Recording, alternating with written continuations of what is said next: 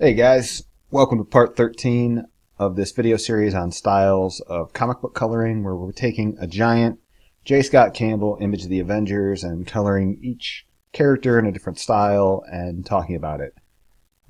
Today's image is going to be experimental. I am painting Doctor Doom here in what I guess I would call an impressionist inspired paint job. Now, I've never seen a comic book that looks like this. That's what I was hoping for. I was hoping for something that was original. And just because something isn't good or done well doesn't mean it's not good. Like I don't know anything about Impressionism. I've been lucky enough to travel to some of the great art museums in the world, like the MoMA, so Starry Night was there, and I've seen all of the Van Gogh and the Monet inside the Chicago Institute of Art. But I don't know anything about fine art painting. I don't have any fine art training. So I would never call this an impressionist work. I think that's ridiculous. All I was doing was I did a Google search. Oh, that upset my dog. I did a Google search of impressionistic paintings, and I pulled up a couple of them that I liked, and then I kind of just mimicked some of the strokes and went to town on Victor Von Doom here. Vincent Van Doom? I'll stop. And this was really, really fun, and although I don't expect you to anyone to recreate what I'm doing, this is all done with one brush. Clearly, this is super rudimentary. The hard part about this is picking colors, and I didn't do a very good job with that. And if this was like a finished piece, if I was trying to do a cover or something like this, I would certainly go back and add and subtract colors in different places. But I was just seeing what I could create.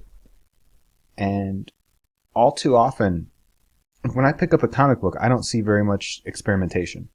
I don't see very much let's go crazy, let's get weird. And what inspired me to do this more than anything was Pax Romana, which I had never read and had just showed up on Comixology Unlimited.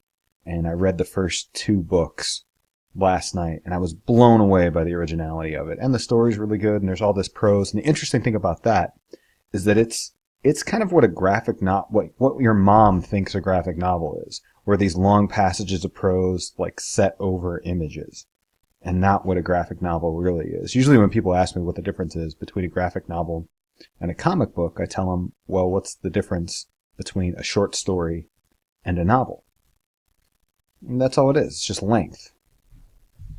But that book is more, it's just got a lot more prose than a standard comic book, which I really appreciate. And it's got good prose, which comic books are notoriously known. Even good comic book writers, sometimes their prose passages are very stilted and don't have the rhythm of language of a written book. And that doesn't necessarily take that much away from them, because this is an image-driven medium. So if this video encourages you to do anything, it's just do something original, like that Natalie Portman moment in Garden State, where she makes all those weird noises and asks that you do one original thing per day, something like that. I was deleting these inks. Well, I wasn't deleting them. I was deleting them in a mask, but I ended up abandoning that and going right back over the inks and just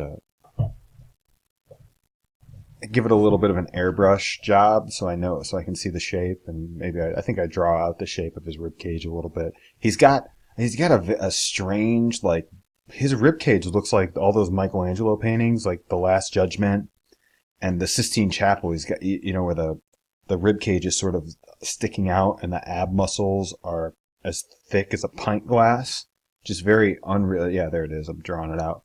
Very unrealistic, which I thought.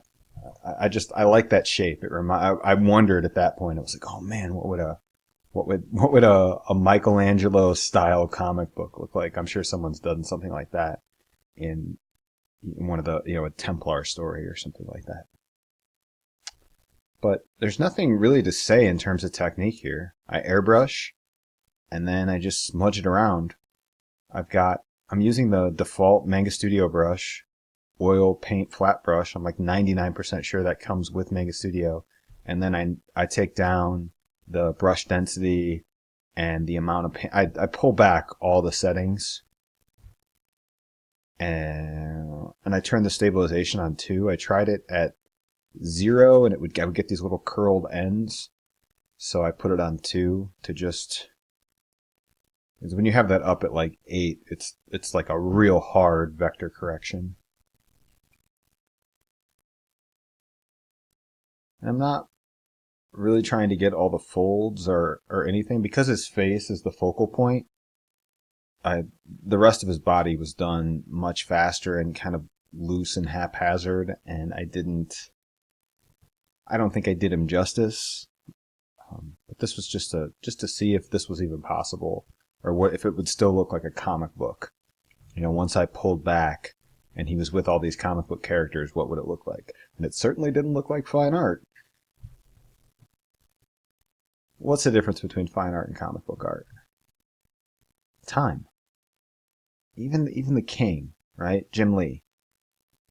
And some people would freak out knowing that he spent 14 hours penciling something, but that's nothing in the world of fine art, especially if it's a big painting. Someone might spend more than 14 hours looking at whatever it is they're about to paint. Once you become successful and your work becomes valuable, the onus for you to create at an incredible pace is, some people are compelled to anyways, but is no longer necessary. And therefore you can really take your time and make what's perfect. And really no one has time to make what's perfect in the comic book world, because there are deadlines. In the commercial, I guess you could say the same thing about any commercial art. Everyone's a sellout, man. That's not what I mean. But comic books are really, really created quickly, given the huge volume of drawn art. My dog is eating a bone right beneath my feet. I'm sorry if you guys can hear that. It's like a pet peeve. Nobody wants to hear someone chewing in a microphone. Super gross, right?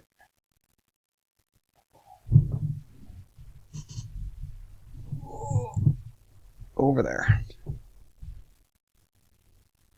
Yeah, so I don't know what else I can say about this, other than it was really experimental and really fun.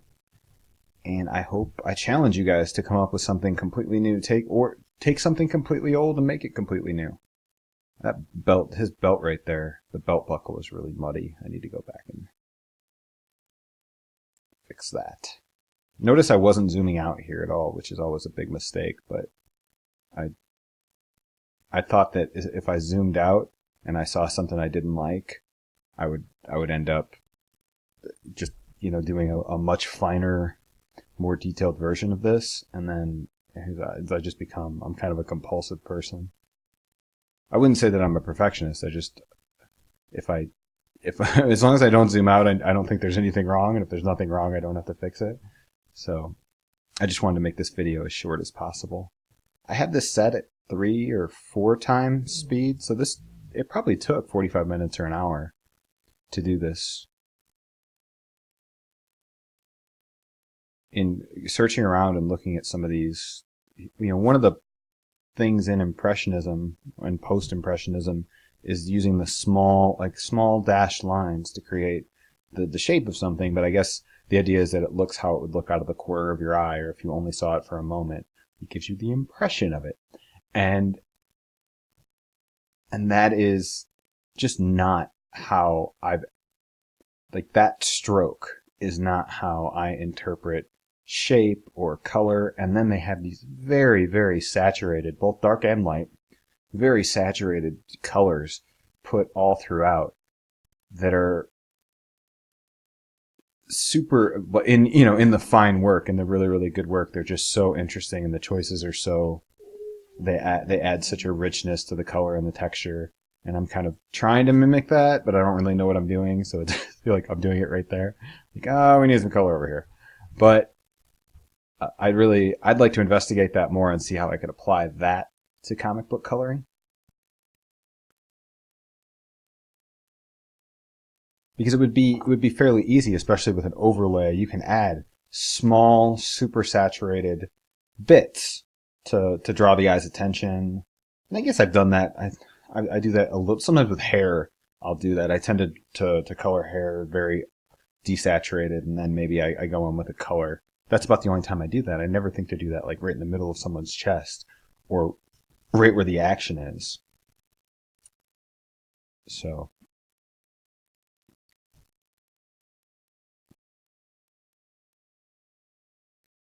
I'm really avoiding the edges there of Wolverine because I didn't want to have to go back and fix it because I had already messed up in so many places, and I know it's going to take time to fix. Because I am smudging. There's blend on that brush, and I'm actually smudging the inks, so you can't just go in there and erase because I'm on the inks. So don't do that ever, guys. That's just a terrible idea.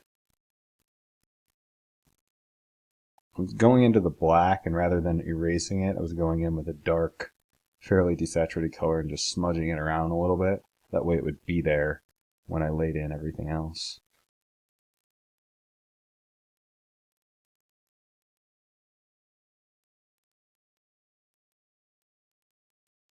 And most of the lines are horizontal. That was probably a mistake. I thought about winding them around up and down like I'd seen in some of the paintings. Shush, dog. But I decided to just keep it horizontal because I didn't want it to become too stylized. I wanted it to read super zoomed out like this is Doctor Doom. And I knew if it was just horizontal lines everywhere, for the most part, that's what would happen. Or at least I hoped. I shouldn't say I knew. I didn't. I knew. Jon Snow. I knew nothing while I was doing this. Still don't. Not sure what I learned. Other than, this looks weird. But I have one more of these characters that doesn't have a plan. I want to do gradient maps, which will be like grab and grab. I'm not really doing a classic. When we did Psylocke, that was I guess as classic as we're going to get with comic book coloring. Because I feel like there's enough content out there about just doing things the way we grew up seeing them. And so I'm doing different spins on those. But I'll probably do one more of these, really, maybe on the Silver Surfer in the background, just really wildly experimental. I don't know what genre.